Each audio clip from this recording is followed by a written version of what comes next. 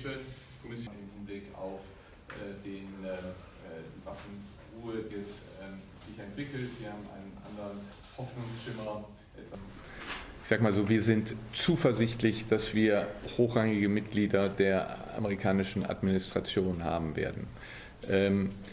Das zweite Thema, ich habe es schon angedeutet, das ist natürlich ein bisschen heikel, wenn Sie eine Woche vor den Wahlen die Konferenz abhalten. Immer noch besser, als wäre es das Wochenende, die Wahlen wären auf dieses Wochenende gefallen. Aber da müssen wir natürlich sehen, dass wir im Umgang mit den verschiedenen Parteien das so versuchen, balanciert zu machen.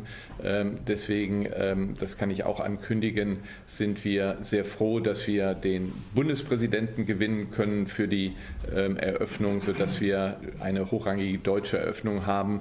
In den größeren Zusammenhang stellen meiner 3 Jahre oder Nummer 1, das war sehr wichtig.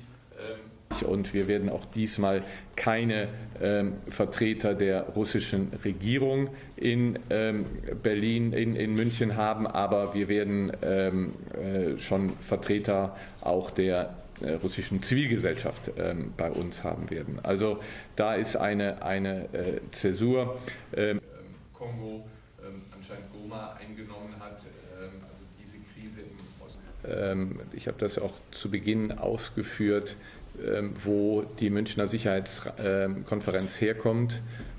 Der Gründer Ewald von Kleist war ein Widerstandskämpfer gegen den Nationalsozialismus, gegen den Faschismus. Und wenn wir heute Tendenzen sehen, die daran anknüpfen, dann besorgt das natürlich den Vorsitzenden der Münchner Sicherheitskonferenz, der sich in der Tradition von Ewald von Kleist sieht.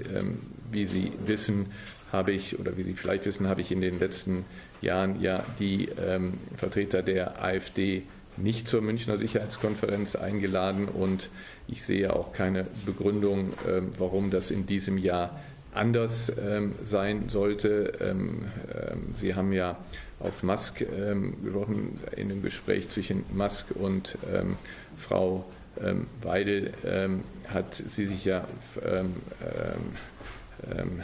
darauf eingelassen gesagt, dass Adolf Hitler ein Kommunist war. Und wenn man sieht, was da für geschichtliche Vorstellungen sind, dann bekommt man nur Angst und Schrecken. Lassen Sie mich dazu nur Folgendes auch noch sagen. Wir stehen für Frieden durch Dialog.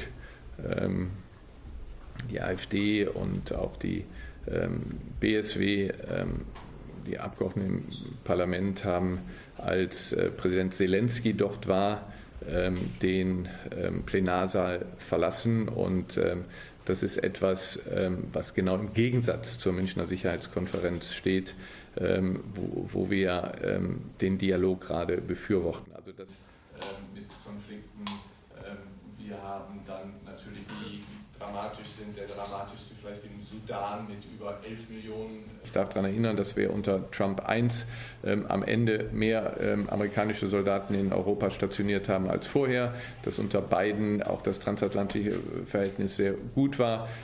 Ich bezweifle auch, dass Trump auch aus amerikanischem Interesse an europäischen Markt und so weiter jetzt von heute auf morgen sagt, er zieht die Truppen ab. Aber was klar ist und aus meiner Sicht auch nachvollziehbar, es ist dem amerikanischen Steuerzahler nicht zu verkaufen, dass er mehr als 3% des Bruttoinlandsprodukts für Verteidigung ausgibt und in Europa erfolgt es nicht und dass wir uns da immer auf die Amerikaner verlassen. Wir müssen unsere Hausaufgaben machen, wir müssen in der Lage sein, eben auch uns dann auch zu verteidigen. Ja.